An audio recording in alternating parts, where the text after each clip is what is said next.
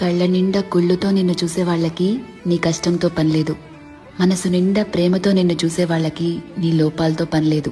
కడుపు నిండా ద్వేషంతో నిన్ను చూసే వాళ్ళకి నీ మంచితనంతో పనిలేదు. గుండె నిండా అభిమానంతో నిన్ను చూసే వాళ్ళకి నీ తప్పొప్పులతో పనిలేదు. రక్తం నిండా కోపంతో నిన్ను చూసే వాళ్ళకి నీ పశ్చాత్తాపంతో పనిలేదు.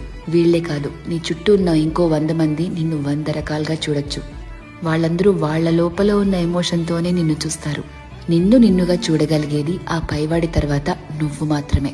ఎప్పుడైతే నువ్వు నీలో ఉన్న తప్పులు ఒప్పులు, మంచి చెడు, నీలో కోపాలు, నువ్వు చేసే మోసాలు, నీలో మార్పులు, నువ్వు పడే పశ్చాత్తాపాలు, నీ చుట్టూ బాధ్యతలు, నీ ఆశలు, వాటికై నీ కష్టాలు, దేవుడిచ్చిన లోపాలు, నీ ప్రయత్నాలు, ఇలా ఎదుటి వాళ్ళని జడ్జ్ చేయడానికి మనం వెతుకుతూ ఉంటామే, వాటన్నిటి ద్వారా నిన్ను నువ్వు చూసుకోగలిగితే ఎలా అన్బయాస్డ్ గా, లాయర్లా కాదు జడ్జి లాగా, అప్పుడు నువ్వేంటో నీకు అర్థమవుతుంది కదా.